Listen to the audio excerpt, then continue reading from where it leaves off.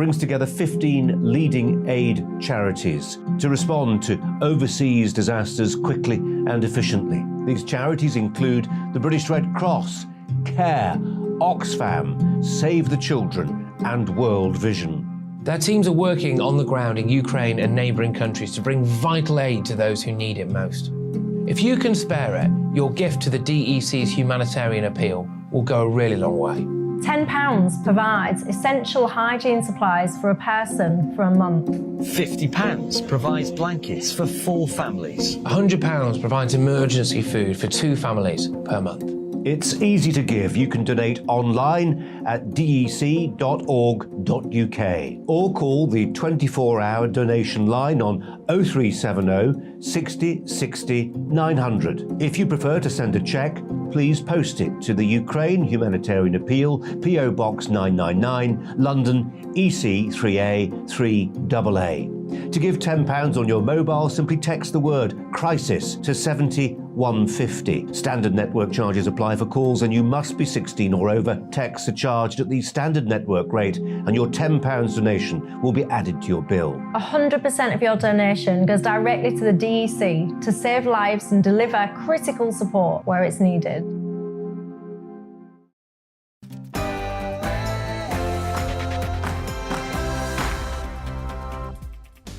Hello and welcome to The Briefing, your afternoon fix of all the latest political news, debate and analysis. I'm Arlene Foster and here's what's coming up over the next hour. Another night of terror in the streets of Israel as a gunman shot dead 2 people and wounded many more. We'll be speaking to the spokesperson for the Israeli embassy in the UK to try and make sense of what is going on. The first round of the French presidential elections will take place this weekend and we will cross live to France to see what are the state of the polls. I'll be joined by journalist Nabila Rabindan. Plus, we will be crossing live to Downing Street where the Prime Minister will be giving a joint press conference with German Chancellor Olaf Scholz. So give me your political briefing and send in your views and opinions by emailing gbviews@gbnews.uk or tweet me at gbnews.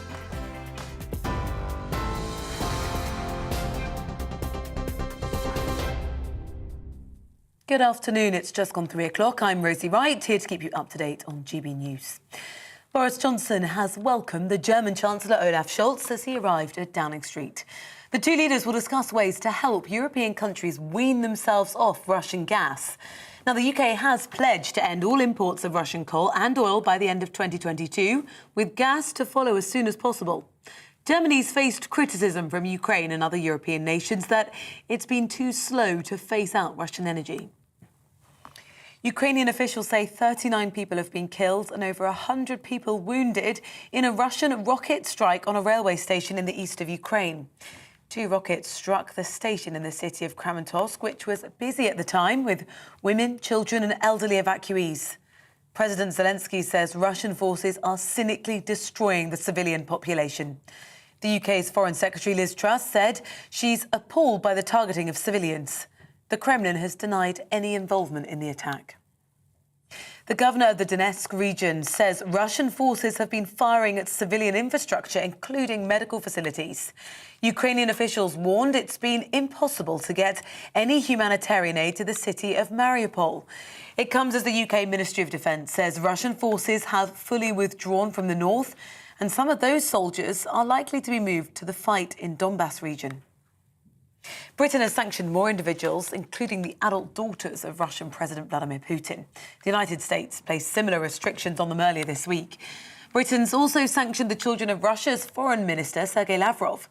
The Foreign Office says more than £275 billion of Russian money has now been frozen by coordinated UK and international sanctions. Now, as of Tuesday this week, 12,000 Ukrainians had arrived in the UK. The Home Office says almost 11,000 came under the Ukraine Family Scheme and over 1,000 people arrived through the Homes for Ukraine sponsorship programme. Almost 80,000 applications have been received by the Home Office from Ukrainians wanting to come here. So far, just under 41,000 visas have been granted. In some other news now, the 3-time Wimbledon champion Boris Becker has been found guilty of 4 charges under the Insolvency Act at Southwark Crown Court. The charges relating to his 2017 bankruptcy included the removal of property, 2 counts of failing to disclose estate and concealing debt. He was acquitted of a further 20 counts. He's been bailed ahead of sentencing later this month. The man who killed Sabina Nessa has been sentenced to life in prison, and he must serve at least 36 years behind bars after pleading guilty to her murder. Kochi Selimaj from Eastbourne killed the school teacher in a park in south-east London last September as she walked to meet up with friends. During the sentencing, the judge said it was cowardly of Selimaj to refuse to attend his sentencing, but said he had no power to force him. Senior investigating officer DCI Neil John said it was vital to catch him before he could attack another victim. I've described him previously as an evil coward. I maintain that. As a human being, I'm appalled by the level of violence that he inflicted on Sabina. And I think as a police officer, I'm relieved that the team have been able to track, trace, apprehend and prosecute him in a timely manner. London's Tower Bridge has reopened after a protest by Extinction Rebellion activists forced its closure for several hours this morning. At least 2 people were arrested after demonstrators suspended themselves from the bridge using cords. Well, they also unfurled a banner that read, "End fossil fuels now." Officers cleared the protesters just before midday. Airports and airlines have been heavily criticised by the Civil Aviation Authority for failing to recruit enough staff to meet the recent demand for passenger travel. The body's chief executive, Richard Moriarty, has condemned disruption experienced by passengers who've been trying to get away over the Easter holidays. He said late notice cancellations and excessive delays are distressing for customers and that they have the potential to impact confidence levels across the industry. Today, Manchester Airport has asked passengers to prepare for long queues and arrive 3 hours before their flight to avoid missing it.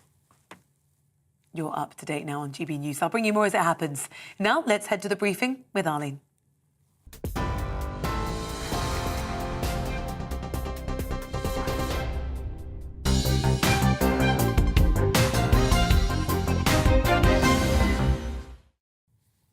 Welcome back to the briefing. 2 people were killed and several wounded last night in the Israeli city of Tel Aviv in the latest terror attack the country has seen. This is the 4th one in under 2 weeks. The gunman opened fire in a crowded nightlife area of the city. He then fled the scene, triggering a manhunt into the early hours. The suspect was found and shot near a mosque in Jaffa. Joining me now in the studio is Ohad Zemet, who's a spokesperson for the Israeli embassy here in the UK. Ohad, thank you so much for coming into the studio this afternoon. There's been a number of attacks, as I was saying. Can you just tell us what has been going on in Israel over this past couple of weeks? So it was really a terrible night in Tel Aviv. The Tel Aviv is the city it's my city actually. It's the city when I was born, my grandfather was born. And I talked to family and friends, and they were ordered to stay in their houses when this terrorist started shooting at innocent people. You can see it very vividly in the video. He entered into a bar in Dizengoff Street. This is the street for nightlife in Tel Aviv, where people going to have their drinks, where people families are having their dinners. And he start shooting at people, run away, and like you just said, there were police ordered. My 85-year-old grandmother was ordered to stay in the house and not to go out, and this is terrible. So it's the real definition of terrorism, really, because people are in terror. And I just want to focus, if I may, Ohad, on the 2 young men who were murdered last night. So Itam McGinney, who had just proposed to his girlfriend, starting a new life with his girlfriend, and Tomer Morad, who had newly graduated as an engineer, about to start a new job. These are 2 young men, friends for a long, long time, and they were cut down in the prime of their life. This is sad, this is sad. These are people that, as you said, just beginning their life, just having fun and drinking, and you have a person that comes and start shooting it. And you see it in Gaza with Hamas and the Islamic Jihad. You see people celebrating this. Yes. People handing out sweets in Jenin, the city where this terrorists come from. People are, again, celebrating. And you see also this incitement on social media. So it's not only the people in these areas that are celebrating. Now with social media, you see posts that are, praising him, hailing him as a hero, and this incitement, and this is actually what we see recently. This incitement leads to just more attacks. This is the fourth attack in recent in the last 2 weeks, and this is sad because these social media posts are not only in the Middle East. Yeah. They're everywhere now. You know, they're here in the UK. They're not only in Arabic, they're also in English. Yeah. And this radicalism and this jihadi ideology is a threat to us all. And that glorification of terrorism, as I would call it, has ramifications, as you rightly point out, and it continues, and that's the worry. And I suppose I want to try and understand what the atmosphere is in Israel at this point, because, of course, we have the relatively rare occurrence coming of Ramadan and Passover and Easter all occurring together, if you like. And is that raising tensions, Ohad? I think that the majority of the people of Israel, either if they're Jewish, Christian, Muslims, they want to live together. Of course. And, you know, you can go to Jerusalem, you can go to Haifa, and you have actually when in a year when all three holidays, you know, come together, you have a celebration, joint celebration, and this brings a lot of hope. And I'll tell you what else brings hope to Israelis is that 2 weeks ago we had a summit in Israel in the Negev with 4 Arab foreign ministers of the UAE, of Bahrain, yes, of Egypt, and of Morocco, with the Secretary of State Blinken from the US, and they all condemned violence and talked about peace. So we have, you know, a lot of people in the region are, you know, going against this extremism, against this radicalism, speaking about peace, and this gives us hope. Yeah, but it is. And the president of the Palestinian Authority did condemn the attack, we should say that. But Hamas, as you rightly say, were celebrating. And that's so difficult for families who have lost loved ones to look at and to see. But here in London, and I do want to touch on that, Ohad, we've seen a growth in anti-Semitic attacks happening, particularly in North London, and I covered it on this show a couple of weeks ago. Can you tell us, you will have been watching that, what is the situation here in the UK at this present moment in time? You know, in the last conflict we had in Gaza in May, you saw convoy, it was just next to my house, you know, convoys shouting this horrible anti-Semitic slogans of death to Jews. And you know, I have to say, as a diplomat and as the Israeli embassy, we work together with our British counterparts. Sure. And I think people understand that this is not only an issue for the Jews, issue of Israel, and this is, you know, anti-Semitism shouldn't happen in any civilized society, and the British government is working with us and is doing everything in order to fight it. But we do see a rise in anti-Semitism. Yeah. We do see, and there is a recent study by a charity, Community Security Trust of the Jewish community, show this rise. And you know, and again, I'm saying this is, you know, social media. This is what brings people to this. Ohad, and I very much hope that our government is continuing to work with you and your colleagues to bring that awful anti-Semitic attacks to an end here in the UK. But thank you so much for coming in this afternoon and telling us about what has been going on in Israel. Thank you. So voters in France are set to go to the polls on Sunday for the first round of the country's presidential election, and President Emmanuel Macron has ramped up warnings to the French people as far-right Marine Le Pen ebbs further up in national opinion polling, with his own support seeing a slump after losing his so-called war bounce following Russia's invasion of Ukraine. With pollsters currently expecting the final race to be between Macron and Le Pen, what can we expect to see in the following weeks, and what could the outcome mean for France and indeed the world? Well, I'm very pleased to say that joining me now to discuss this is French journalist and commentator Nabila Ramdani, and I hope I got the pronunciation right. So tell us about the latest polls, Nabila. Tell us what's been happening in France.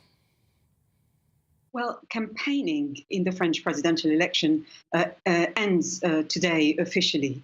And, you know, pollsters and people all over the world have been looking at the polls, anticipating the results of the first round of the election. And the gap, it has to be said, between the far-right candidate Marine Le Pen and Emmanuel Macron is closing increasingly. The incumbent head of state is slipping in the polls, with even a Brazilian poll suggesting that he could actually lose to Marine Le Pen. It's Atlas Politico data, which is suggesting that 50.5% share of the vote for her in the crucial second round will go to Marine Le Pen compared to 49.5% for Mr. Macron. Now, there's another poll, the Opinion Way, which is the barometer, poll of the polls, if you like. Meanwhile, it shows that Mr. Macron is on 26% in the 12-candidate first round, compared to 22% for Le Pen. Now, Mr. Macron would then go on to win in the second round, but only with 53% of the vote, compared to 47% for Marine Le Pen. But there's another poll closer to home, your home in the UK. YouGov published today that Marine Le Pen was actually, her voting intentions were up by 3 points, up to 49%. So this is a figure that is well within the margin of error, and so is in fact indicative of a possible Le Pen victory. But so it's all in the open, it seems. So polls are one thing, I suppose, but really, are we on the prospect of Marine Le Pen becoming the president of France? In my personal view, I don't think that would be the case, particularly in a country that has a very active history of collaboration in the Holocaust and has a very barbaric colonial history behind it, not least of all in Muslim-majority countries. A lot of people have been asking, could it be the third time lucky for Marine Le Pen, who wants to become the first female president? Remember, she was a contestant in 2012 already and 2017 presidential election, and she has gone one better every time. So could she win the presidency this time around in what I would call France's elected monarch system? Well, remember, it took socialist François Mitterrand and the conservative Jacques Chirac 3 attempts to become head of state. So why not Queen Marine, the leader of the National Front? And there is a sense in France, a feeling in France, that Macron has been highly controversially spending most of his time chatting with Vladimir Putin. Meanwhile, Marine Le Pen has been getting stuck into the issues that are really affecting millions of ordinary people. She has been talking about the day-to-day grievances of average voters, notably the cost of living, the price of fuel, pension reform, and the like. So these are just the kind of issues that the mass anti-Macron protest movements, the yellow vests, focused on. And it has to be said that after years of appearing on TV screens, the big, boisterous Le Pen has become extremely popular, in contrast to the stuffy Macron, an ex-financial civil servant and a banker. So she's not only ditched her ogre father, Jean-Marie Le Pen, a convicted racist and a Holocaust denier, but she also ditched Frexit, quitting the euro, and such divisive issues. But it has to be said that the rise of Éric Zemmour, who has been another candidate on the extreme right, who has been convicted 3 times for racial and religious hatred, has made her look remarkably moderate. So yes, we have a quirky political system in France. The National Rally has less than 10 MPs in the National Assembly, in France's parliament, but the president is far more powerful than parliament in France, and Le Pen could beat Macron to the Élysée Palace. Now, if she were to win, it would, of course, create a political earthquake, especially in the days of Brexit and Donald Trump. But I personally would still absolutely be astonished if she was to win over 2 rounds. I think instead we are likely to see the first sitting president to be re-elected in 20 years when the 2 top candidates go head-to-head on the 24th of April. Well, that's very interesting, because I was going to ask you about this so-called war bounce that was there initially, and you've said some people have seen the President Macron speaking to Putin, and they have been more concerned as to what has been happening in France. So I'm just wondering what impact the war in Ukraine will have on the presidential elections. If you could give me your thoughts briefly on that one, please. Sure, I have to say that French elections are inevitably focused on France itself. But yes, a major event such as the cataclysmic war in the Ukraine is, of course, focusing attention on the election period.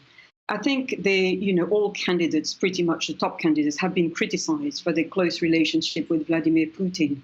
Emmanuel Macron, first and foremost. Some say it was a good idea that the two presidents, Macron and Putin, have been talking on a day in, day out basis. But political opponents have naturally used it to attack Macron, saying that he should not be fraternizing with an alleged war criminal while trying to end the war in Russia's favor. And of course, it's not just Macron who's been criticized. Marine Le Pen has also had a very close relationship with Putin over the years. She has taken loans from Russian banks to finance her politics. She spent time in Moscow with Putin. And we all remember the huge table between Mr. Macron and Vladimir Putin. But there was a very small coffee table between Putin and Marine Le Pen. So even though she's now criticizing Russia for its war crimes in the Ukraine, the other far-right candidate, Éric Zemmour, has even suggested at one stage that France needed a Putin-type figure. But all these candidates are now backtracking a bit, and they're changing the subject when Putin's name comes up. And it actually is a good excuse to avoid talking about world affairs and concentrate on day-to-day politics at home. And it's actually working in Le Pen's favor, as there is evidence of French voters who would rather talk about the cost of living than geopolitics. So we'll be watching very closely what happens on Sunday, Nabila, but thank you so much for giving us the update from France. It'll be a fascinating watch as we see who's in the final two for the runoff for the presidential election. After the break, we'll be crossing live to Downing Street for a joint press conference with Chancellor Scholz. Before that, let's take a look at the weather. I'm Liam Halligan. Join me every weekday at 1 p.m. for On the Money, your daily dose of economics, business and consumer news. I've got 25 years experience covering economics and finance. We hold grown-up discussions with a host of experts who really know their stuff. We can't buy gas and store it. That was a mistake, wasn't it? I think it was a mistake. Even you, Liam, don't have a crystal ball. Inflation's a real threat. Every weekday at 1, you're On the Money. Hello again, Alex Deakin here with your latest weather update from the Met Office. A fine, dry weekend for most.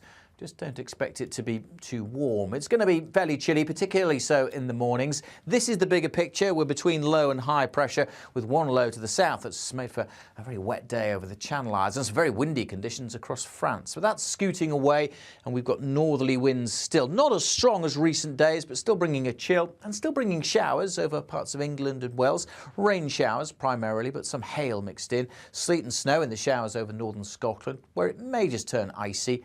For most, though, the night becomes dry and clear and cold. Temperatures close to freezing in urban areas.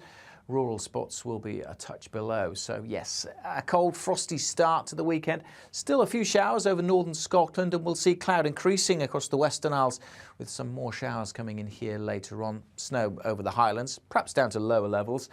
A sprinkling of showers for England and Wales, maybe Northern Ireland, but for most it's a dry and a bright day. But it is still chilly, temperatures below average for the time of year, but the winds are continuing to ease down, so it won't feel quite as cold as the past couple of days.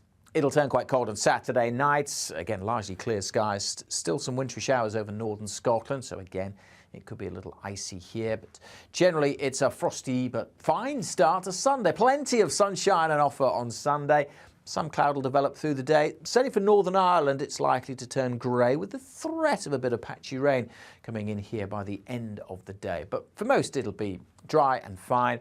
Again, a cold start by the afternoon, double figures maybe into the teens across parts of the south where we see some sunshine. And again, the winds will be light. However, that cloud coming into Northern Ireland heralds something of a change into next week. Weather fronts bringing cloud and some showers, but also coming up from the south.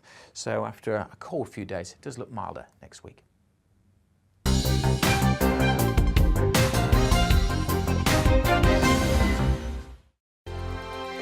Europe is in the grip of the most devastating humanitarian crisis since World War II. The people of Ukraine are facing unimaginable suffering as their homes are destroyed and their loved ones are killed. Millions of people are being forced to flee for their lives, carrying only their children, their pets, and the clothes on their back. The pain, loss and destruction grows by the day. The people of Ukraine urgently need our help. Already a vast humanitarian operation is underway. Britain's Disasters Emergency Committee, or DEC, brings together 15 leading aid charities to respond to overseas disasters quickly and efficiently. These charities include the British Red Cross, CARE, Oxfam, Save the Children, and World Vision. Their teams are working on the ground in Ukraine and neighbouring countries to bring vital aid to those who need it most. If you can spare it, your gift to the DEC's humanitarian appeal will go a really long way. £10 provides essential hygiene supplies for a person for a month. £50 provides blankets for 4 families. £100 provides emergency food for 2 families per month. It's easy to give. You can donate online at dec.org.uk or call the 24-hour donation line on 0370 60 60 900. If you prefer to send a cheque, please post it to the Ukraine Humanitarian Appeal, PO Box 999, London EC 3A 3AA.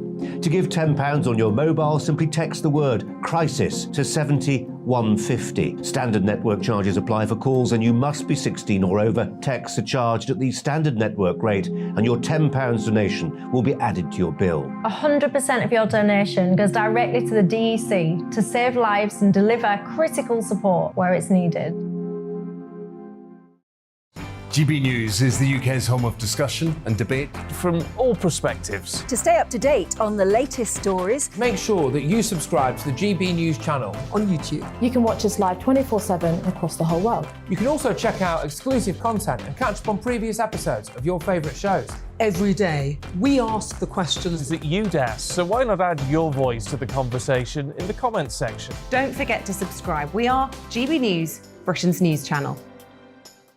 Hello, I'm Michelle Dewberry and you can join me every weekday 6 till 7 on Jubes and Kerr. Me and my panel will get stuck right into the day's events and I can tell you, in fact, I can warn you, expect some robust debates, some strong opinions and perspectives from both sides of the fence. It's about you at home as well. I love to read out all of your comments, or at least as many as I can. So join me, Michelle Dewberry, Monday to Friday, 6 till 7 on Jubes and Kerr.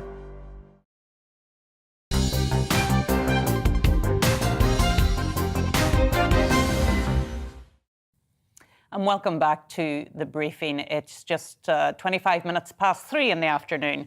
And we'll be going to Downing Street in a few minutes. But before that, recent data from the government shows that there were 400,000 fewer children living in relative low-income families across the UK due to the £20 uplift to universal credit payments. But charity End Child Poverty says that these families are now in danger again as that uplift has been withdrawn, and worry that the situation will worsen with the rising cost of living. GB News Yorkshire and Humber reporter Anna Riley has this package. In Britain, more than 3.9 million children are living in poverty. The top 10 authorities with the highest numbers of child poverty are all in the north, and Bradford is one of the hardest hit cities in the UK, with 38% of children in the area living in relative low-income families. At the Sutton Community Centre in Bradford, parents at a toddler group are feeling the pinch. Working mum of 4, Claire Knowles, says the group is a lifeline, with parents supporting one another with the struggles of the rising cost of living. The utilities were the first thing that we noticed, so they've gone up. Council tax has gone up, internet's gone up, and then actually my husband came home yesterday and said he'll be paying an extra £6 a week now on national insurances as well. So everything's gone up and he's going to be getting less each week for a wage. A lot of people are feeling unsettled, I know that I am. Mum Celia Yeadon also has to budget and worries for the future. You're working to pay these bills and you don't see what you're paying for really. It just goes straight out, which is frustrating. Sutton Community Centre family worker Laura Raystrick has seen a large increase in the number of families using their food bank service. And we get a lot of families that come and use the food pantry, which is they pay £3 like a bag of fresh produce and some tinned stuff. Usually works out like about £15 worth of food, and we're seeing a lot more people like actually relying on that then it started off that it was like a little bit of a top-up to help people out through the week. And we're getting a lot of families where that's actually their main shop, like food shop a week. And it ain't even enough food to be a food shop.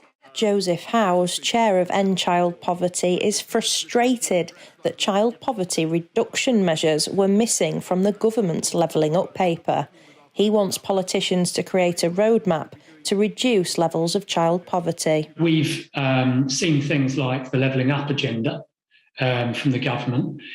If you look at the numbers here, we're talking about 3.9 million in poverty, 3.9 million children.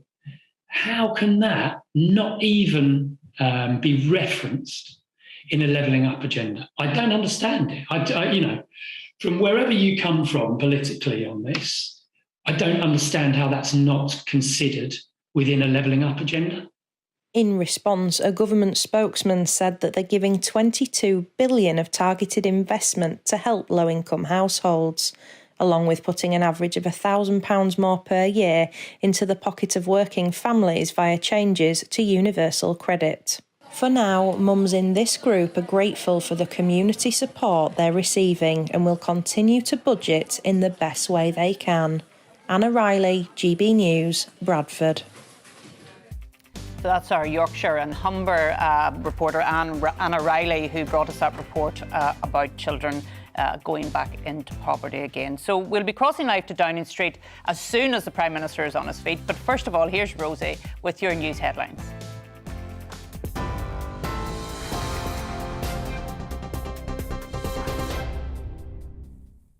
Well, good afternoon. It's 3:30. I'm Rosie Wright, here to keep you up to date on GB News. Ukrainian officials say the number of people killed in a Russian rocket strike has now climbed to 50 people. That includes 5 children. More than 100 others were injured when a railway station in the eastern city of Kramatorsk was targeted. 2 missiles, one with the words "For the Children" painted on it, hit as people were trying to evacuate the area. President Zelensky says Russian forces are cynically destroying the civilian population. The Kremlin denies any involvement in the attack. The man who killed Sabina Nessa has been sentenced to life in prison with a minimum term of 36 years, having pled guilty to her murder. Kochi Selimaj from Eastbourne killed the schoolteacher in a park in southeast London last September as she was walking to meet up with friends. Now, during the sentencing, the judge said it was cowardly of Selimaj to refuse to attend his sentencing, and the judge said, though, he had no power to force him to come.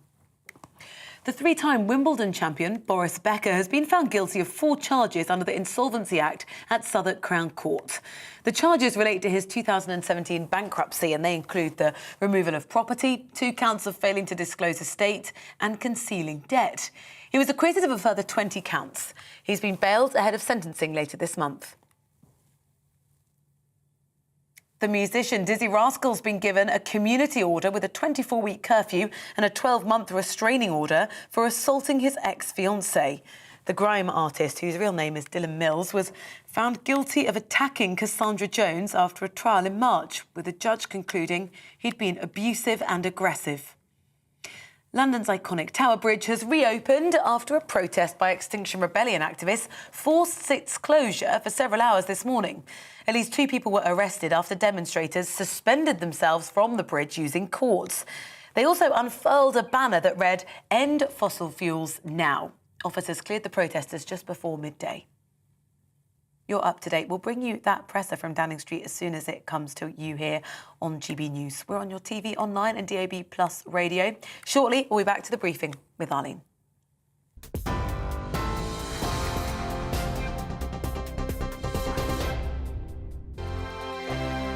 Europe is in the grip of the most devastating humanitarian crisis since World War II. The people of Ukraine are facing unimaginable suffering as their homes are destroyed and their loved ones are killed. Millions of people are being forced to flee for their lives, carrying only their children, their pets, and the clothes on their back. The pain, loss and destruction grows by the day. The people of Ukraine urgently need our help. Already a vast humanitarian operation is underway. Britain's Disasters Emergency Committee, or DEC, brings together 15 leading aid charities to respond to overseas disasters quickly and efficiently. These charities include the British Red Cross, CARE, Oxfam, Save the Children and World Vision. Their teams are working on the ground in Ukraine and neighbouring countries to bring vital aid to those who need it most. If you can spare it, your gift to the DEC's humanitarian appeal will go a really long way. £10 provides essential hygiene supplies for a person for a month. £50 provides blankets for 4 families. £100 provides emergency food for 2 families per month. It's easy to give. You can donate online at dec.org.uk or call the 24-hour donation line on 0370 60 60 900. If you prefer to send a cheque, please post it to the Ukraine Humanitarian Appeal, PO Box 999, London, EC 3A 3AA. To give £10 on your mobile, simply text the word crisis to 70150. Standard network charges apply for calls and you must be 16 or over. Texts are charged at the standard network rate and your £10 donation will be added to your bill. 100% of your donation goes directly to the DEC to save lives and deliver critical support where it's needed.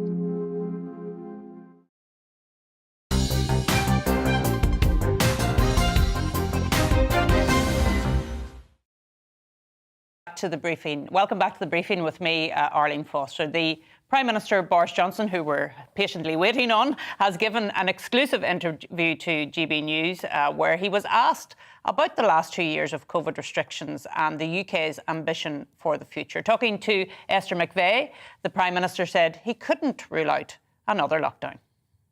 I can't rule out something, Esther. I can't, say that we wouldn't be forced to do non-pharmaceutical interventions again of the kind that we did, but I think we've learnt a lot, and I think we would really try to go for the earliest possible program of inoculation and vaccination. I mean, that was the lockdowns again. Look, I think it would be irresponsible of any leader, in any democracy, to say that they're going to rule out something that could save life. And I believe that the things that we did saved lives. There could be, I've got to be absolutely frank with you, there could be a new variant, more deadly.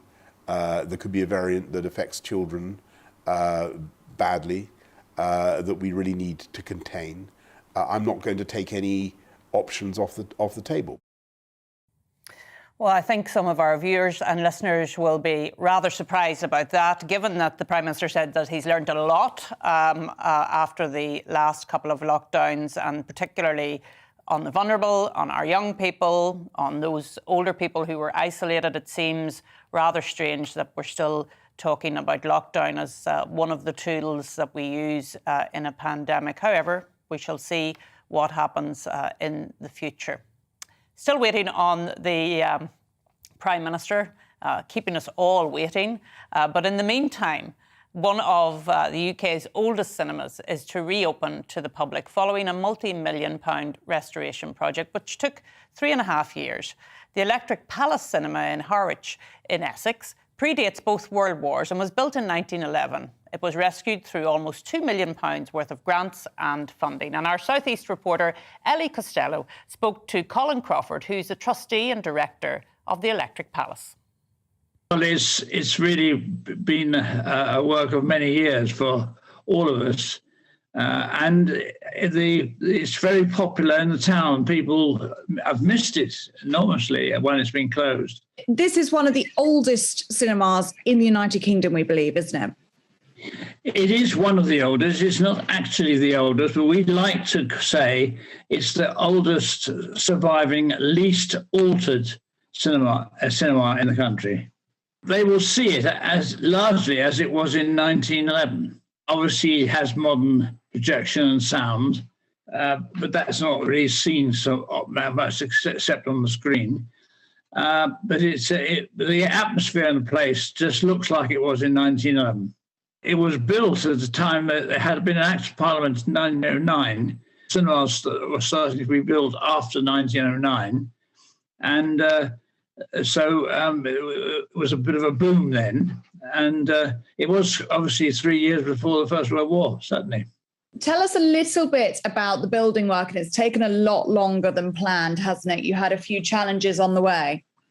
We did. Initially, we had to strengthen the ceiling. It was okay, but following a collapse of a ceiling in a theatre in London, everybody examined their ceilings, and we found ours was a little bit weak.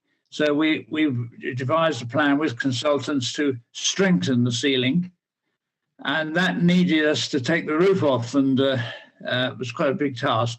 But that was done. But while this work was being done, or being sort of thought through, we discovered asbestos in the ceiling, in the roof space. That was a real pain, and we had to keep it closed while this asbestos was removed. That sort of took us another 6 or 7 months. And when we were about to reopen, about June last year, we discovered some water damage between the front row seats and the stage. And then we took all the floor. So we're going live eventually to Downing Street, where the PM is giving a press conference.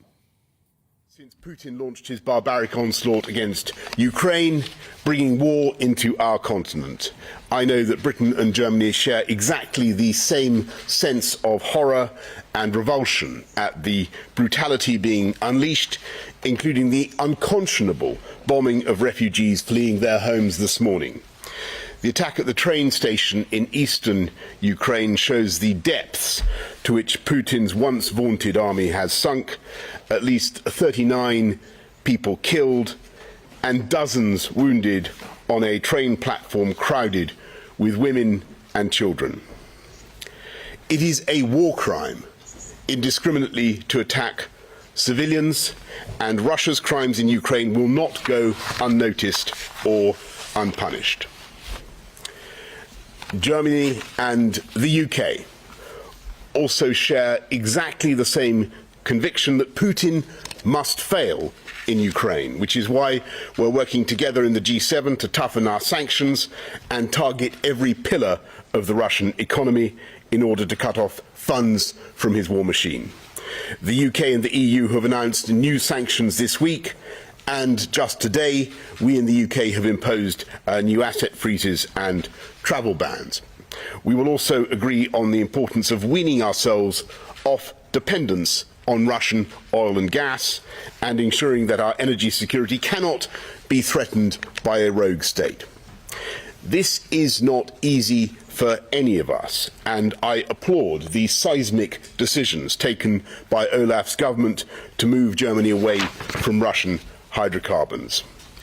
Today we have agreed to maximise the potential of the North Sea and collaborate on energy security and on renewables, where Germany and the UK lead the way in new technology. We cannot transform our respective energy systems overnight, but we also know that Putin's war will not end overnight. That's why Britain and Germany have joined dozens of allies to supply Ukraine with defensive weapons. Last week, the UK convened a donor conference which raised weapons and equipment for Ukraine worth over £1.5 billion, or 2.5 million items of military kit. Today, I can announce that the UK will send a further £100 million worth of high-grade military equipment to Ukraine's armed forces, including more Starstreak anti-aircraft missiles, which fly at 3 times the speed of sound, another 800 anti-tank missiles, and precision munitions capable of lingering in the sky until directed to their target. We will also send more helmets, night vision, and body armour on top of the 200,000 pieces of non-lethal military equipment the UK has already dispatched. But Olaf and I agree that our two countries and our allies must go further and provide more help to Ukraine. The Europe we knew just 6 weeks ago no longer exists. Putin's invasion strikes at the very foundations of the security of our continent. But his ambition to divide us has demonstrably failed. On the contrary, he has succeeded in uniting Europe and the whole transatlantic alliance in support of Ukraine and in strong solidarity with each other. Putin has steeled our resolve, sharpened our focus, and he has forced Europe to begin to rearm together to guarantee our shared security. Britain and Germany will work together to ensure that our armed forces are fit for the future, including with our joint effort to manufacture state-of-the-art Boxer armoured vehicles. We will hold a joint cabinet meeting between our two governments within the next year. Our defence ministers will meet before the NATO summit in June, and I look forward to joining you, Olaf, at Schloss Elmau for the next G7 summit. We face the new reality created by Putin's invasion. I know that Britain and Germany will meet this challenge together as passionate advocates of democracy and freedom, and both committed friends of Ukraine. Thank you. Over to you, Ola. Thank you. Ladies and gentlemen, dear Boris, thank you for having me in 10 Downing Street. We both have met quite often the last days and weeks, and we have phoned much more. The last time we met was in Brussels in NATO and G7, and I'm very happy that we now have the chance to discuss together here. Es ist gut und wichtig, sich in der aktuellen Lage und dieser Zeit auszutauschen. Und ich freue mich ganz besonders, dass wir unseren Austausch heute hier in London. Delighted that we can have this exchange here today in London personally and not have to rely on telephone or VTCs amongst the G7 and the many other formats and meetings that we're having. And it's good progress that we meet here. Germany and the UK are long-standing allies and partners, and we will remain and continue to be that, although our friends have decided a while ago to not be part of the European Union anymore. The UK and Germany are close allies, also when it comes to the challenges and tasks ahead. It is with horror and indignation that we both are looking towards the east these days and weeks. We're looking to Russia's illegal attack on Ukraine. This war is devastating. It inflicts death, unfathomable suffering, and terrible destruction on Ukraine. The images from Bucha, Mariupol, and other places, the dramatic attack that we have learned about today, all of this is shocking indeed, and it has to be said clearly, it is atrocious. It is an atrocious war that inflicts terrible destruction and has many victims in Ukraine. Killing civilians is a war crime, and the Russian president bears responsibility for these war crimes. Boris Johnson and I absolutely share this assessment, and we see ourselves in complete agreement with large parts of the international community, for which law and moral principles continue to be the yardstick. This is why we support Ukraine actively with all the options that we have. In the civilian sector, Germany is the largest bilateral donor since 2014. And after the Russian attack on Ukraine, Germany revised its decade-long position and for the first time sent weapons and military goods to a war zone. And we continue to supply arms to Ukraine. We do this together, and we actually exchange views on this in order to bolster the defense of Ukraine against the Russian invasions. And, of course, we need to do everything in order to stop the senseless killing. And this is why I call upon Russia again to finally agree to a ceasefire and to withdraw its troops. We absolutely need to allow for humanitarian access and open safe corridors for people who want to leave, and we mustn't see military actions and have bombings on refugees time and again. This war needs to stop immediately. A pivotal and central element of our strategy is to impose drastic costs on Russia for this war of aggression. And this is why it is right that we have agreed in all the structures that we are part of to impose sanctions. That holds true for the G7. We also talked about this in the various phone calls that we had with other partners together, and we discussed this within the framework of NATO. We impose sanctions on the financial sector, on the Russian central bank, an extraordinary process that we haven't done, something that is unprecedented. I'm talking about sanctions on the Russian economy. And these sanctions are highly effective because indeed Russia is dependent on imports in the field of technology. Russia cannot replace these elsewhere in the global markets. And Europe and North America and Japan, South Korea, many countries that gather as democratic states are those who have the best and the most sophisticated technologies. And of course, it is also important to affect and hit the inner circle of the president and the oligarchs. And I explicitly want to state this in London as well. And I'm grateful that the sanctions were widened on many persons that are part of this circle of people. We have just accepted and adopted a fifth sanctions package within the European Union. We're not going to import coal anymore, and I'd like to use this opportunity to clearly state Germany is already starting to wean off its dependence, and we're diversifying our sources. We are investing large scale in order to establish the technical and physical infrastructure that are necessary in order to import gas via the northern German shores. And we are also going to make sure with legal measures that there are no legal difficulties, but that we can implement our decisions quickly. We have imposed sanctions on the banking sector. We hit oligarchs, and we're going to continue to work in this regard. Unity is crucial. The unity of the European Union, the G7, the unity of NATO, the transatlantic unity, all of this is essential, and Putin did not expect this. He was certain that we would disagree, and he had to witness our unity, and he will continue to experience our unity.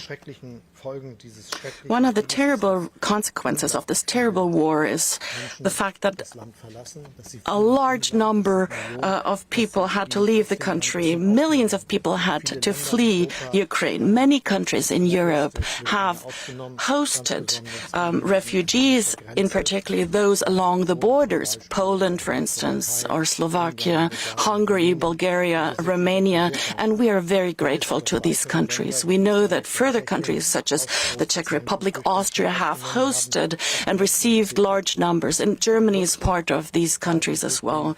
The biggest share of refugees has reached Poland, more than 2 million. We have more than 300,000 refugees in Germany, and this is why we're happy and grateful if many countries would practically participate in hosting refugees, because this will be a major task and challenge ahead.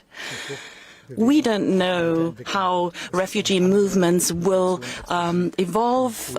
We're seeing a different type of migration now than in other years. We have women and children, the elderly, and many people who are sick and disabled and need our support. We will shoulder this together, but against the backdrop of the developments in this war, we can't predict how many will follow, whether these families are able to return or whether the men are going to follow.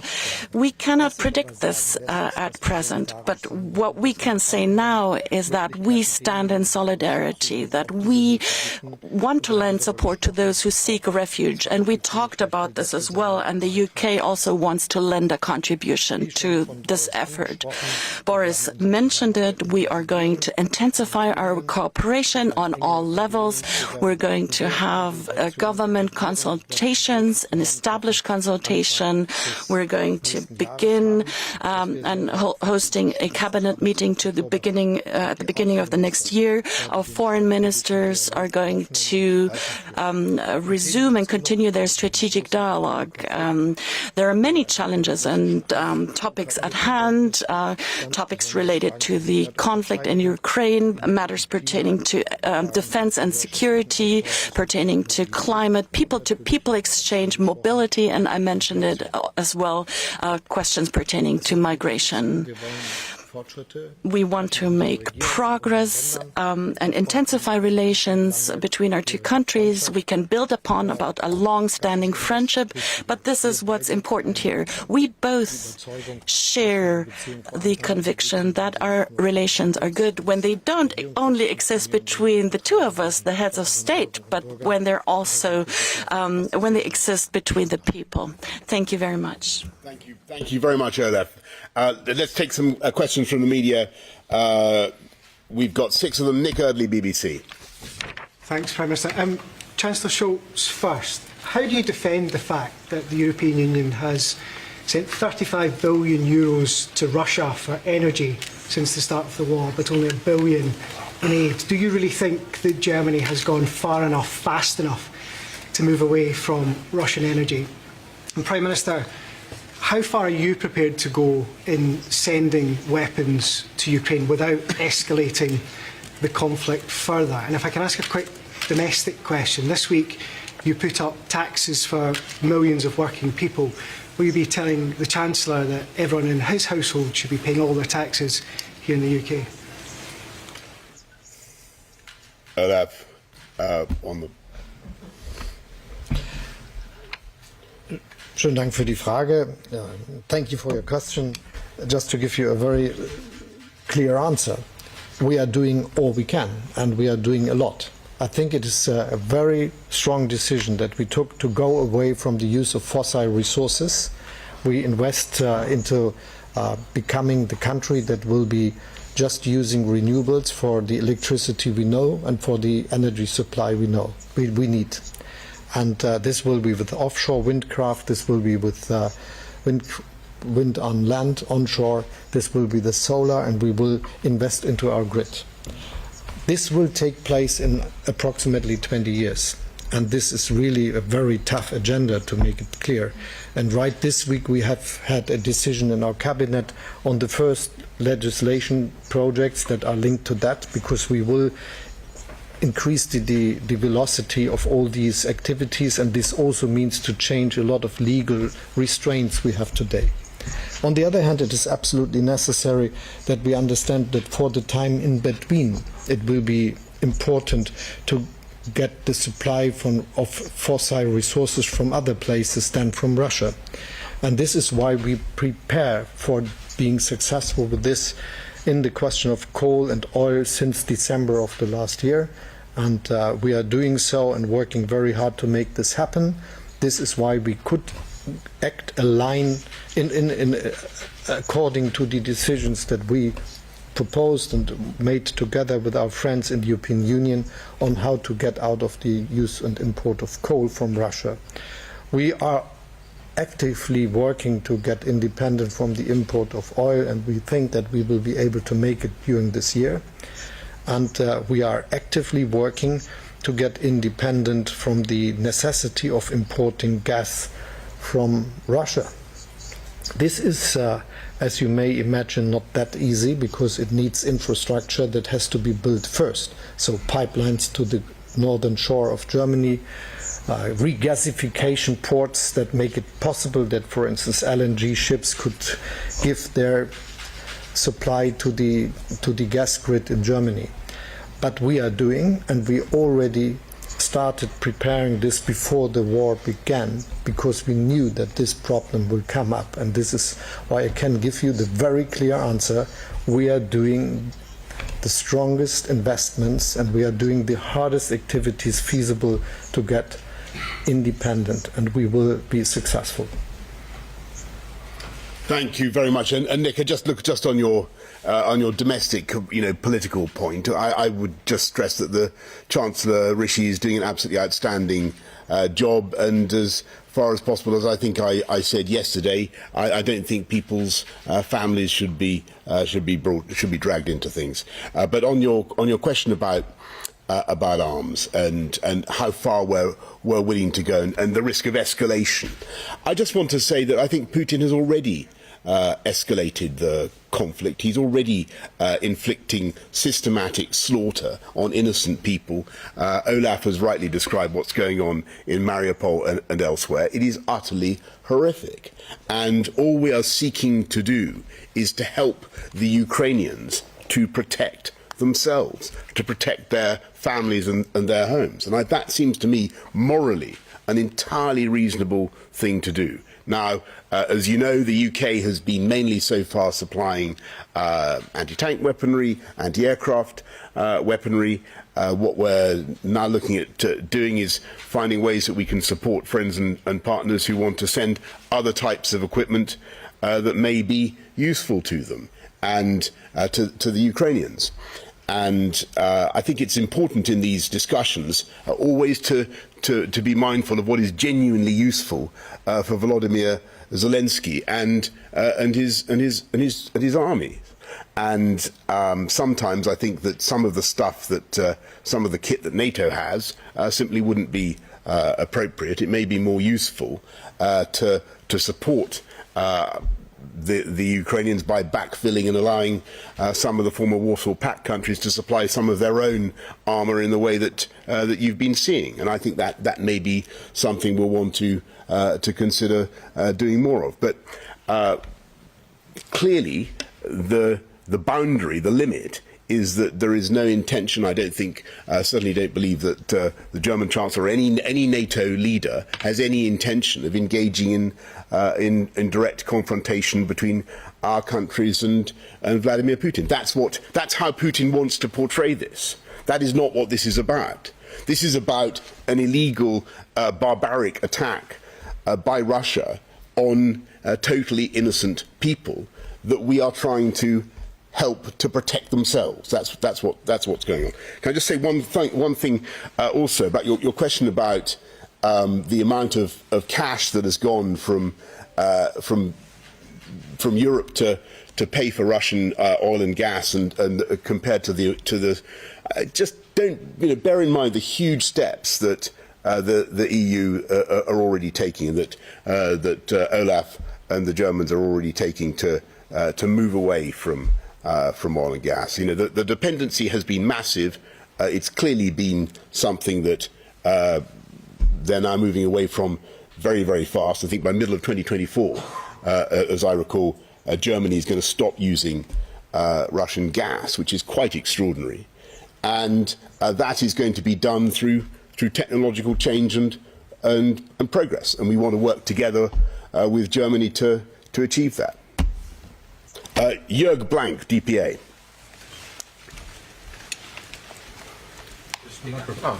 Okay. Eine Frage an Sie beide, an den Bundeskanzler und an You den both, Premierminister. Federal Chancellor and you, Prime Minister. As far as the weapons is concerned and the delivery of heavy weapons is concerned, are you willing and ready, Prime Minister, to send tanks to Ukraine? And one question to you, Ukraine actually wanted to have Marder tanks by Rheinmetall. One per day would suffice. Why would you not send such weapons to Ukraine? Jörg, I think I tried to answer the question before. I'm in principle willing to consider anything by way of defensive weaponry to help the Ukrainians protect themselves and their people. I think it's important that we should be giving equipment that is genuinely useful and that is operable by the Ukrainians. That's our consideration. Those, as I'm sure you saw, there was a delegation from Ukraine, from the Ukrainian Defence Ministry here in the UK yesterday, looking at what more we have to offer. Ich kann da unmittelbar anschließen. Allow me to follow up. We are trying to send those weapons which are helpful, that can be used. We did so in the past, and we're going to continue to do that.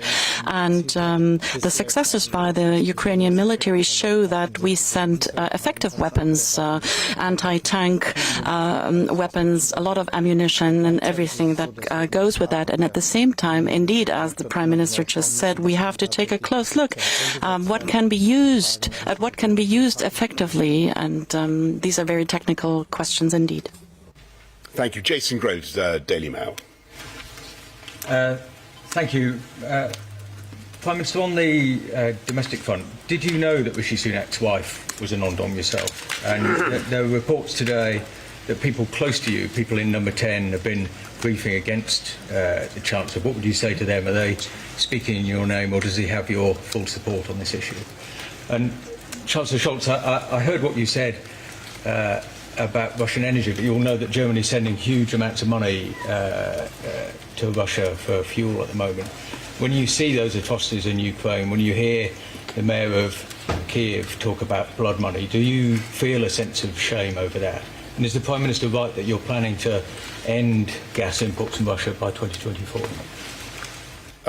Jason, let me say, I think the answers to your question are, number one, no. Number two, if there are such briefings, they're certainly not coming from us in number 10, and heaven knows where they are coming from. And number three, I think the answer is emphatically yes. I think that Rishi is doing an absolutely outstanding job. Thank you for your question. It is clear that we are having a big job to do to get independent from the imports of fossil resources, and this is mostly about coal, oil and gas. And as you know, we are working very hard to be successful with this in the case of coal and oil during this year. In the case of gas, as I said, it is absolutely necessary that we build the infrastructure for being able to do so. It is not feasible to get gas instead from Russia today, from other places in the amount we need it, and this is the same with most of the other countries in Eastern Europe or also in the south. So it is a big investment into infrastructure, and not just the question of finding new suppliers on other places of the world, which we are doing and which we are working on. It's also the question how we can get this gas to our country, because it's not helping if it's somewhere in a ship. It needs to be transported, and this is something for engineers and for investments, billions of investments, and we are doing it. And this is why we are quite we're optimistic that we will get rid of the need of importing gas from Russia very soon, and as the Prime Minister said, and we are working tough to be successful. Let me also say that the miscalculation of Putin is something that is really bothering him each day more. He knows the sanction regime is working, and this is also on financial sanctions against the central bank, for instance. The outcome of this is that he is not able to use the money he put in the storages and on his accounts. It was a huge mass of money which could serve him for a long time, but he is not able to get to all these resources for financing his war. And this is why our sanction on certain banks and also on the central bank are so successful and so necessary, to be very clear. But he is also bothering about his mistake, because when all the countries in Europe and at many other places that are fighting for democracy and supporting Ukraine are taking decisions similar to Germany, this will have an impact on his economic expectations. Because if the war would be over, no one could believe that we will stop our investments, that we will stop our view to other countries that could generate the necessary supply. And this is, in the case of his economy, a very, very big damage. Because if you understand that he is not having industrial sectors that are really earning money from exporting to the rest of the world, it is a problem if his chance to export gas, oil, coal, silver, uranium and all the other things to other countries is not that successful anymore. He has a problem for the development of his economy. And we were also tough on other aspects, for instance, high technology goods. We are working on being more precise in these fields in questions of IT and software. And all these things together will make it impossible for him to develop his country to an economic strength that gives him the chance to be a competitor on markets with other countries that are more successful in the economic sector. And so I think we are tough and we will be successful with what we do. Thanks very much, Olaf. Heike Buser from RTL. Dankeschön. Meine Frage richtet sich an Sie beide. Thank you very much. I have a question to both of you. You Prime Minister and you Chancellor, do you have plans to travel to Kiev yourself in order to show your solidarity with Ukraine? And for you both, is there a certain timetable for that? And if you allow, the French President is come under heavy criticism by the Poles for speaking to the Russian President regularly. Do you both believe that it actually pays off and is worth talking to Vladimir Putin on the phone? And if you allow me to ask, how do you are you in touch personally with the Russian president? Well, thanks, Heike. Let me just say first of all that I last spoke to Putin shortly before the invasion, and you can imagine the type of conversation that we had. He said he had no such plans. I said that it would be a catastrophe for Russia if he went ahead, as well as a catastrophe for the wider region, for the world, and so it has proved. That's the last time I spoke to him. I've got to say, I think that negotiating with Putin does not seem to me to be full of promise, and I don't feel that he can be that he can be trusted. That's not to say I don't admire the efforts of people who try to find a way through, but my own view is that I am deeply, deeply sceptical, and I'm afraid cynical now about his assurances. Schönen Dank für die Frage. Thank you very much for this Die question. Kritik an dem französischen Präsidenten ist unberechtigt. The criticism voiced with regards to the French president is unjustified. To put it clearly, he was very committed, and in his talks to the Ukrainian president, but also in his talks with the Russian president, he tries to make his contribution to actually that we have the opportunity to achieve a ceasefire and a withdrawal of Russian troops. I know that very well because I am in close contact with the French president, just like with President Biden and Boris and many others. It is very important that we have a clear stance. Only the Ukrainians will negotiate about their country, about Ukraine. There is no one who talks to Putin who would like to replace Ukraine. We try to exchange information and bolster their position, and to tell the Russian president how the situation truly is, and to inform him about the extent and the numbers of the killed Russian soldiers, because this has tremendous repercussions for the Russian army, the extent of destruction of Russian weaponry that cannot be used in Ukraine anymore. We inform him about the fact that his invasion, as he planned it, did not move forward the way he had intended to. So these are things that he may not hear from his inner circle. So it's good that others tell him that. And of course, time and again, it is important to come back to what we want to achieve. And what we really want to achieve is a ceasefire, an immediate ceasefire, that we're seeing Russian troops withdrawing, that Ukraine can decide on its destiny, that this war comes to an end. And it remains necessary to say this. We can all be sure, you can all be assured that we are in close coordination. We will continue to do that. And I said it at the outset, only Ukrainians will negotiate about Ukraine, and no one else is going to replace them, but we will support Ukraine, we will strengthen them and lend our contribution so that they're in a good negotiating position, militarily, financially, and with the sanctions that we impose.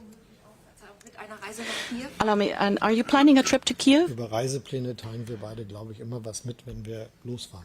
We inform each other and the press when we're starting our trip, actually. Yeah, we're trying to help people come from Ukraine. That's what we're trying to do. We're trying to help our German friends to take more refugees as well. Seb Payne, Financial Times. Thank you very much, Prime Minister. Chancellor Scholz, what would you say to those who argue the stability of Europe demands an embargo on Russian energy demands and that Germany should accept the economic price of that, just as it demanded southern European members pay the price during the sovereign debt crisis? And during a meeting of EU foreign ministers on Monday, why are you not discussing an oil embargo? And Prime Minister, there's been reports that Chancellor Rishi Sunak held a green card while he was a government minister. Do you think it's acceptable for a member of your government to have a US green card? I believe you were a US citizen and gave it up at one point as well. And given that you've talked about European security and unity and purpose, can you now rule out triggering Article 16 of the Northern Ireland Protocol given the situation? Thank you. Thank you for your question. I answered to your question already. Thanks very much. Seb, I'm sorry to have to postpone you this morning. Just to say, look, on the that issue, as I understand it, the Chancellor has done absolutely everything he was required to do, and what was your second question? It was about triggering Article 16. Triggering Article 16. Olaf, we had a discussion about this. As you can expect, it came up. I think I raised it. What was the result of that discussion? It was entirely predictable, and I don't. The almost seamless harmony that you've observed between Britain and Germany today, I would not wish in any way to interrupt by going into that any further. But all I will say is that, to answer your question, would we take that off the table? The use of Article 16? No, clearly not. There is a problem, but I think that. There is, as I hope has been clear from the conversation and from what you've heard from Olaf and me today, that we are really very much united on virtually every other issue of policy. Suzanne Ebner of R&D. Thank you. So, Prime Minister, Bundeskanzler Scholz, my question goes to both of you. Can Western sanctions ever be really effective while countries like India and China continue business as usual with Russia? Suzanne, I think it's a very important question. I think that the answer is that yes, Western sanctions can be, and as Olaf said in his earlier remarks, will be increasingly effective, and I think that they will, over the long term, do more and more damage to the economic prospects of Putin's regime. And that doesn't mean to say we don't want other friends and partners around the world to do more. And I think that for China, there's a very interesting question to be addressed, and that is whether they really want to be associated closely with what is being done in Mariupol, in Bucha, whether they really want to be associated with in any way condoning or in any way supporting the regime of Vladimir Putin. And I think as the days have gone by, that question has become increasingly difficult for China. That is my impression. Ich stimme zu und will gerne ergänzen. I agree and allow me to add. The sanctions that we've imposed so far have a tremendous effect on the economic prospects of Russia. And these sanctions cannot be circumvented when we're talking about the high technology products and other products. Technologische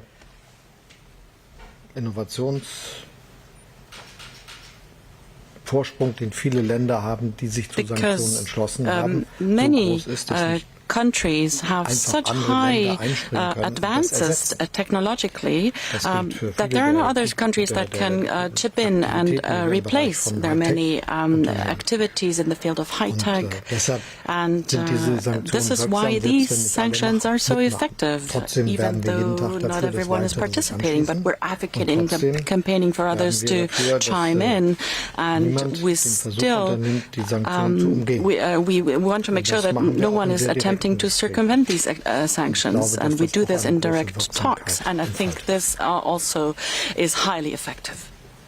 Good. Thank you, everybody. Thank you very much. Danke schön. Thank you. Thank you. So that was Boris Johnson speaking at Downing Street after meeting the German Chancellor. If you just joined me, I'm Nana Akwe. This is GB News.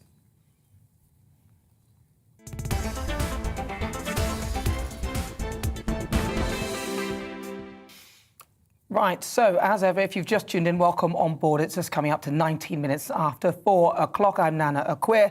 You're either watching on TV, listening on DAB, or perhaps online on our GB News app. So here we go again.